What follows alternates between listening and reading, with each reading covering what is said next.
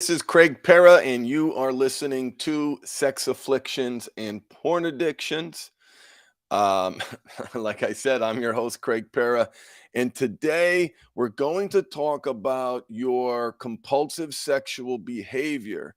Instead of being a problem, I'm going to invite you to look at it as a solution. Obviously not the solution. And let me tell you what I mean by that. First of all, this podcast is to help you create healthy sexuality and a great life. The reason is because those two things are inexorably intertwined. Healthy sexuality and great life. So please keep that in mind. Too many of you are spending too much time on the break a habit part of the equation and not nearly as much time as you need on the make a habit part of the equation. So I heard a podcast over the course of the past week, and I've got to I've been unable to find it. It was just one of those things that popped on. I listened to like a 3-minute little blurb on Instagram Reels. And basically, he was talking about alcoholism being the solution, being his solution, being a solution instead of the problem. And I thought this was really interesting because those of you who listen to the podcast, you've heard me say before, to break a habit, you have to make the right habits that meet the right needs. To break a habit, you have to make the right habit that meets the right needs. That's the expanded golden rule of behavior modification. And within that rule, this clause at the end that meets the right needs. What are we talking about? What we're talking about is that your compulsive sexual behavior, no matter how destructive it is. And you can have two things coexist, right? You can have behavior that is causing serious negative consequences in your life, and that behavior can simultaneously be meeting needs. Okay. And here's why it's very important for you to think about it as a solution. So first, a lot of people, when they start therapy, when they start counseling, they do a lot of work on the cost of their behavior. They spend a lot of time calculating the hours spent, the financial toll of those hours spent watching porn, for example. A lot of time and effort focused on how bad it is, the impact on the relationship, the impact on the individual. I think most people spend too much time doing that. They spend too much time doing that. Instead, what I want my clients focused on, the needs that this behavior is meeting. The needs that this behavior is meeting. Because when you unpack that, when you ask yourself, answer the question, how might this behavior have been a solution in my life? Right? So you're changing the perspective from the cost, the problem, and listen, do that work, right? You're here because this behavior is causing problems. It's very important to understand those problems. But you got here, and you got here because your compulsive sexual behavior is meeting needs. It's a solution. It's not the best solution, it's not the solution, but it's a solution. And that solution has been evolving over the course of multiple decades.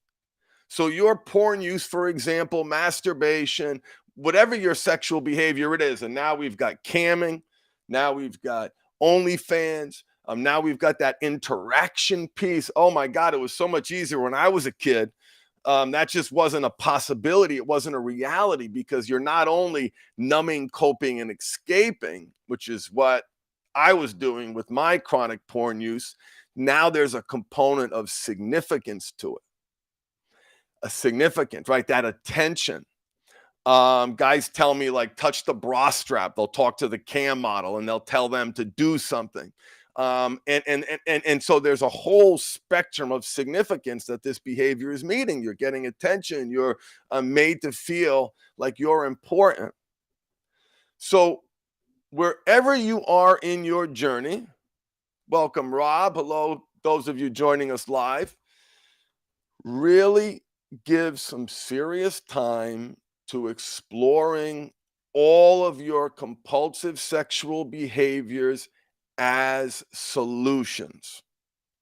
And so, what that means is what you have to do is you have to just first, I think, put aside the ridiculous nature of that request, right? For some people, that's preposterous. What do you mean? What do you mean solution? So if you're there, then maybe this is not the right time for you, but get there quickly. And all I'm asking you to do is to be aware, is this behavior meeting needs? Yes or no? Is this behavior meeting needs? Yes or no? And meaning, is it helping you deal with life? Is it helping you escape? It is helping you function. Is it giving you a reward? Is it giving you a release? Is it giving you something to look forward to? Is it regulating your central nervous system? Oh, it's regulating your central nervous system, and you've been using it like a medication to manage fear, stress, anxiety, also known as fear. Oh my God. So it is a solution. It is meeting needs. You have to understand the behavior that the needs are meeting, because to break a habit, you have to make the right habit that's meeting the right needs. And if you're joining me live, hey, Rob, what's up, my man? Rob in the chat says, ooh, so I started using Relay and it's really good. Those of you who've been listening to me know it is very rare that I promote a product. Very rare. I just because there's so much bad information out there, the due diligence that's required to vet everybody. I just said, forget it. No, unless I have personal experience with the product, I am not going to recommend it. I love this Relay app. So if you use Para1, PERRA1, you can download the app. And the first month is free, but it's like dollars per month. I don't remember the exact charge. Do your homework, do your research, check it out. What the app gives you, it gives you community, and it gives you accountability, and it has you focused on what you should be focusing on, which is the make a habit part of the equation, which is the solution, self-care, etc. And it does all that for a really, really, really low price. Now, listen, it's not for everybody, but it does provide that accountability. So check it out. You can see there's a QR screen in the top right of my or left of my page, and you can use the app. Hold on. You can use the app. Go to www.joinrelay.app or search for the Relay app on whatever app store. I love they put you in little pods, and you're anonymous, right? And you get to communicate, the person's age. They're all guys, at least all the guys in my group, and which I think is set up that way. And so you're able to talk anonymously. And so for us guys who are so afraid of being vulnerable, this is a great first step for some people. So anyway, check it out, joinrelay.app, or search for the Relay app on your store. And listen, that community, that accountability, that connection, that vulnerability, that's all part of the make a habit part of the equation. Okay, whether you get it there, whether you get it in my program, whether you get it someplace else, that's all part of the make a habit part of the equation. And why you must be a zealot in pursuit in understanding the needs that this behavior is meeting. You have to, because if you're too focused on the negative, you're not going to be aware of the positive. Yeah, thank you, Rob. So I'm glad that you made that comment about Relay. So keep that in mind. I heard that in a podcast, and I just wanted to recap it for everybody, is to take some time to pause, reflect on, you name your bad habit. And this does not just apply to sexual bad habits. It applies to any bad habit. And the sooner you connect with the reality that these bad habits are or contained in parts trying to meet needs in the way that we were trained to meet those needs, the better off, the closer you are to meeting those needs proactively. Let me unpack that, because that's like, what the freak are you talking about, right? So the world I live in is where almost all behavior, every action that I take is a need seeking action. Every single one. Why would I be doing it if it wasn't meeting a need? Okay. It's all meeting needs. There might be a few exceptions if I get startled or something like that. But we are complicated organisms designed to meet needs. And so when you look at the role that pornography has played, that masturbation has played, that secrets have played, that lying has played, that low self-esteem has played in the evolution of this habit, you will come to see that it is meeting needs. Listen, it meets needs so well. It meets needs so well. Let's say, for example, someone who is mentally unstable, very depressed, very anxious, in suicidal ideations, in need of immediate critical care. Okay. That guy goes into the porn addiction therapist, and the porn addiction therapist is trying to work on his porn addiction. That's actually dangerous.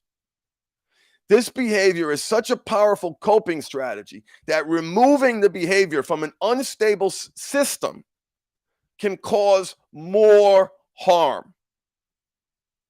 Can cause more harm. It's irresponsible. It's irresponsible to not understand this behavior in context and how it's regulating a system, because it works. There's a cost, right? And the cost has brought you here. The break a habit part, the not good enough, the relationship implications on your libido, on how you feel about yourself and what you're watching. You know, are you a healthy sexual male? Your answer is no. That's why you're here, right? That's why you're here. And so in understanding the needs that the behavior is meeting is also important to help you cultivate and build healthy sexuality, whatever that means for you. Right? It means different things for different people. Be careful other people telling you what's healthy for you. Both, right? Open yourself to feedback, and what sometimes, depending upon where you're at, all you got is healthier, right? All you got is healthier. And the reason why is because this behavior has been meeting many powerful needs for many, many years. From a very important perspective, this behavior is meeting needs, and it is part of a solution. And that's the perspective I want you to have in thinking about this problem, because that'll help you create better solutions.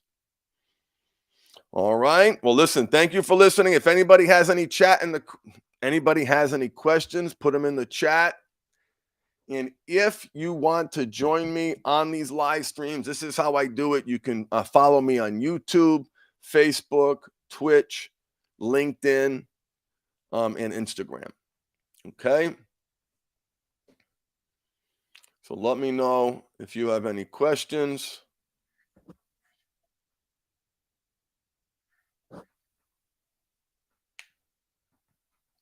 Things get a lot less complicated when you live when you live in a reality where everything that you do, every action that you take is viewed as intentional from the part's perspective. Like there's a part of me that intended to do that action. There's a part of me that intended to lie when I lied. There's a part of me that intended to get angry when I got angry.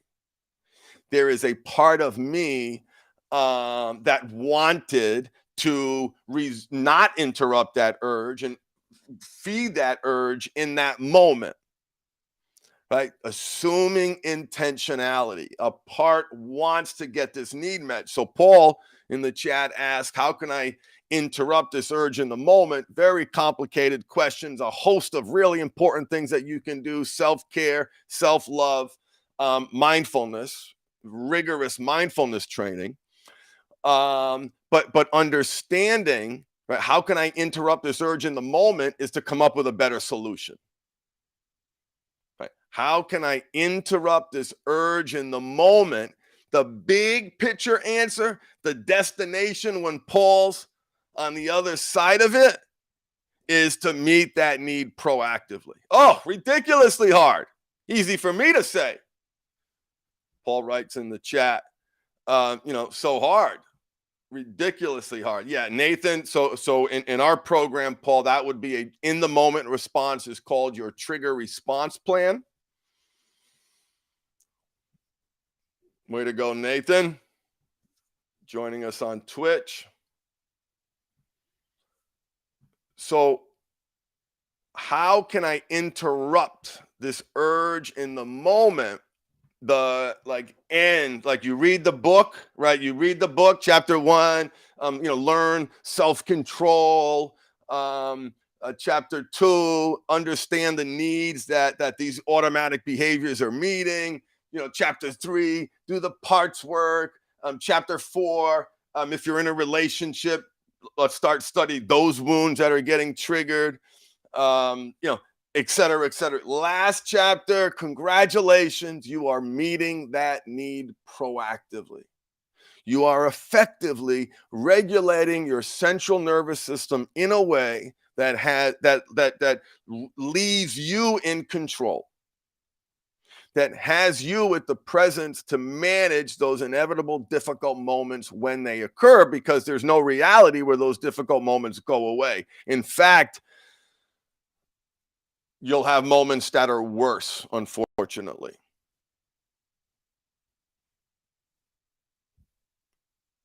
Right? Worse. And that can be doom and gloom. And there are times in my life where that was, doom and gloom.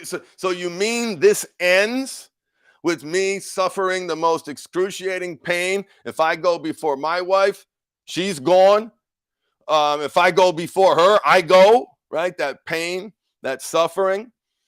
And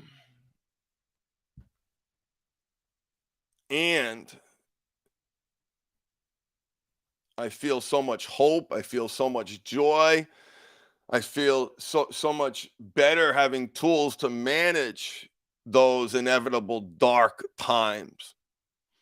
And I know, like in my heart, not in my mind, not in my thoughts, but it will pass and there is hope.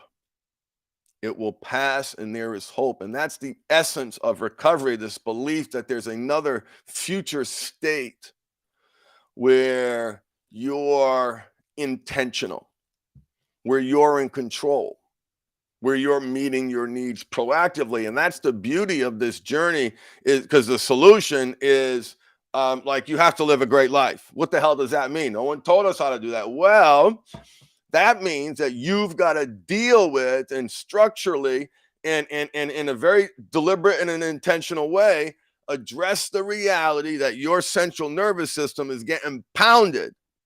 In the way that you react to that central nervous system is making things worse, is net unhealthy. But listen, go back again, Paul, and I'm going to post this, or you'll see it uploaded on live or wherever it goes on whatever channel on YouTube. Yeah, it'll be there. go back to the beginning, because wherever you are in your journey, the sooner I can drive home the point that all of your bad habits are meeting needs in the way that you were trained to meet those needs. So just like when I throw a ball at your face, your hand reaches up and grabs it. You've been trained to react that way. You might be slower as a grown-up, but certainly there's like an automatic instantaneous reaction. Well, there's also an automatic instantaneous reaction. I don't know your relationship status, but for guys who are married, when their partner says something and makes a face and raises their voice and reacts in a way or asks them a question, right? There's a physiological response in that moment. That physiological response in that moment was also trained. Their reaction to being small and wounded by getting angry was also trained. The lie that they told about the stupid thing that they didn't even need to lie about was also trained. Using sex as a coping strategy to manage likely a deeply wounded central nervous system. Trained. All trained conditioned responses. So that was really the point of this broadcast. Was I get that it's a problem. Also, make sure you are thinking about it as a solution, because that perspective will help you come up with better solutions.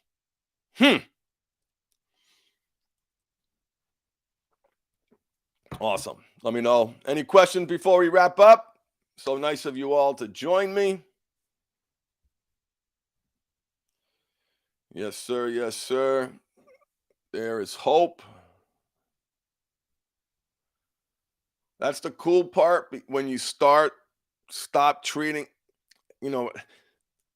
focusing on the make a habit part of the equation, and which is self-esteem, self-care, self-love, the levers that you can pull to exercise self-control. Every aspect of your life gets better, and your sexual, you get healthier, right? Healthier. All right, men. Peace and love, brothers. I'll see you on my next broadcast. Make it great.